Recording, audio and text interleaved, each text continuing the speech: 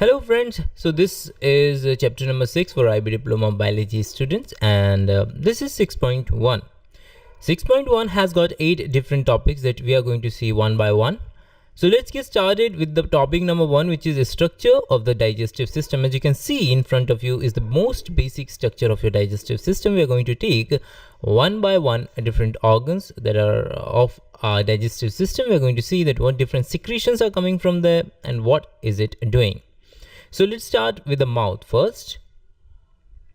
So this is a buccal cavity or so-called mouth.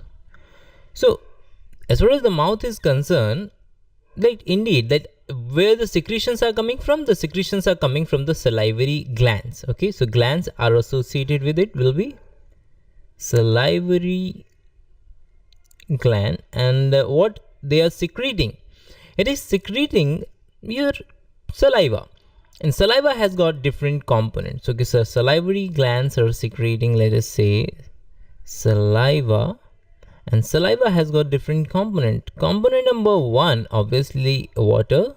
Component number 2 will be your salivary amylase. So amylase, and what does it do? It basically converts a starch. Okay, it basically try to digest a starch, you could say.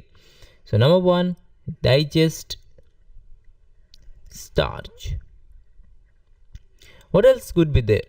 It has got some defensive proteins such as lysozyme that we do not have to bother about. Like, since we are eating from outside, obviously some bacteria can be there, and these bacteria can be handled by some different enzymes such as lysozyme.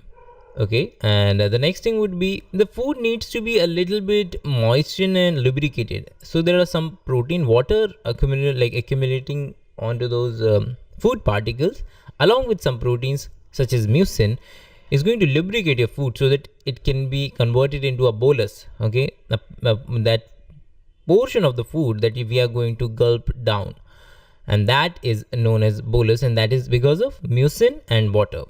Although these other things are not there into the IB diploma, like as far as the 6.1 is concerned, but at least it's good to have an idea about it. Okay, the next thing would be our esophagus. As far as the esophagus is concerned, we do not digest as such in esophagus. So this is our esophagus. As far as the esophagus is concerned, no digestion, only like there is a coordinated movement of different muscles that is going to let food to go in one particular direction, and that coordinated movement is known as peristalsis. We are supposed to see peristalsis in a bit detail, but that is more or less peristalsis is all about. So esophagus is there. The next thing is our stomach. Okay, so let us go on to this third portion, which is stomach. Stomach is where we are going to store our food. Okay, so we are going to store food. Okay, what else can be done? Stomach has gastric gland. Okay, what does it has? Gastric gland. And as far as the gastric gland is concerned, then the next question is what it is secreting. Number 1 is it is secreting HCl, hydrochloric acid. And the hydrochloric acid is very acidic, that is being produced by the stomach. Now the next thing is, what is its role? Why do we want to secrete HCl? Is it not going to harm us? Yes, it can if it is going to touch our normal cells, but it never touches them. There is a very thick layer of mucus is there that helps us to prevent all those injuries from HCl. Now then what is it going to do? HCl is going to kill all those pathogens and bacteria that are going to come from outside. Okay, so it is going to kill pathogen, number 1. And second number is, since it is going to provide an acidic environment, and we know in an acidic environment proteins denature. It basically, in a layman's terms, you can say that the proteins are going to open up so that other protein cleaving enzymes can act on that protein so that it can be chopped off. So this is the second role of the HCl. Okay, What else gastric glands are able to secrete? It is able to secrete some proteases. Protease, it is able to secrete. That protease is going to digest these proteins, isn't it?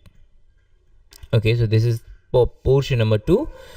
Let us go ahead with the next thing, and that will be our liver. Okay, so liver basically has some digestive roles and some non-digestive roles.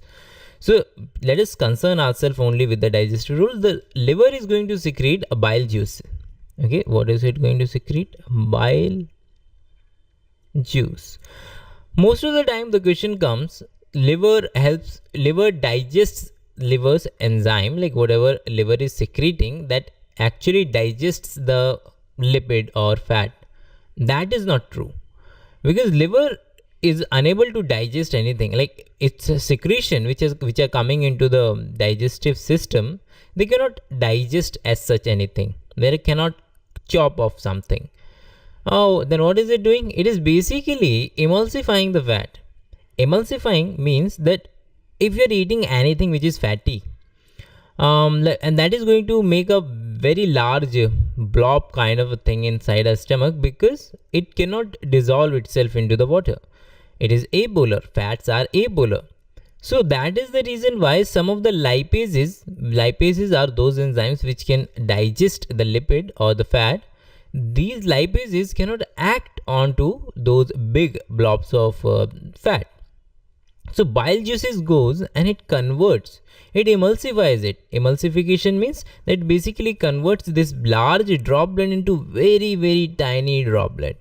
Now these tiny droplets are good to handle. And what you can do, you can take directly this lipase can act onto these fat molecules, and they can convert it back into the glycerol and fatty acid that can be absorbed later into the small intestine. Okay, so this is the basic digestive role for the liver. Let us go on to the next thing, and which is the small intestine. Okay. No, before the small intestine, let us see this portion. This is our pancreas. Again, same as our liver, it has got different roles to play. It is going to secrete insulin, glucagon. It is going to, that are hormones. Okay, so basically it can secrete two kind of proteins. One will be hormones and another will be enzymes. So we have to bother ourselves only towards the enzymatic portion. So this is our pancreas. Okay, so pancreas is that gland in our whole digestive system that has the capacity to secrete each and every kind of enzyme.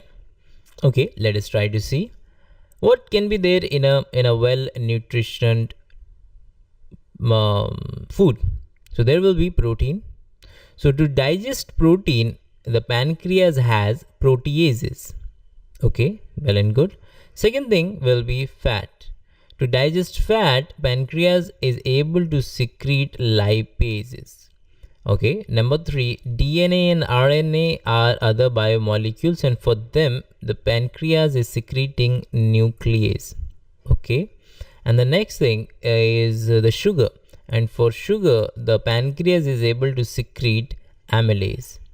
Okay, amylase was also there right here, as you can see, but this amylase, they both are doing the same work, but one is being produced by mouth and it is working at its maximum efficiency at neutral pH, and pancreatic amylase is going to work onto its maximum efficiency at somewhat basic pH. Okay, what else? Okay, you must ask me that why did I say basic? Because stomach was secreting acid, then the nature of the food that is present into the duodenum has to be acidic. No, because pancreas onto the other side, it is also secrete bicarbonate ion, so that the pH can be neutralized and it becomes a little bit of basic.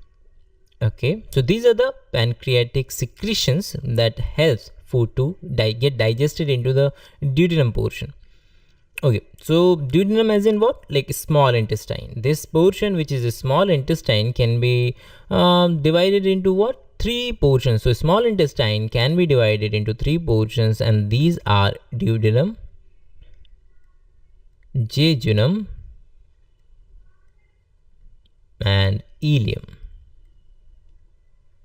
These are the different portions, and this thing which is protruding out, this is known as the vermiform appendix. Vermiform means like which is like worm, and appendix. You must have heard some people are having their appendix removed, and the condition for which they remove their appendix is appendicitis. That is not into the course, and we are going to, so henceforth we are going to leave that, and that is going to open, the small intestine is going to open in a large intestine. As far as the small intestine is concerned, all the secretions that came from stomach, liver, pancreas, it will get enough time, because it's the most longest portion. It will get enough time to get all the things digested and get absorbed at the same time point. So small intestine's main role is to digest the food and to absorb the food. Next we go on to the large intestine. So this will be large intestine. Large intestine mainly has got the relation with absorption of water largely. And then we have got rectum. Rectum is the portion where undigested defecating material, stool, is going to be stored for some time period, and after like enough time period, like when you want to feel urge to defecate, and then it will be sent out from the body from an opening which is known as anus. So this was our first portion, structure of the digestive system. So we took the basic idea of digestive system. Let us move on to the second topic, which is a structure of the small intestine.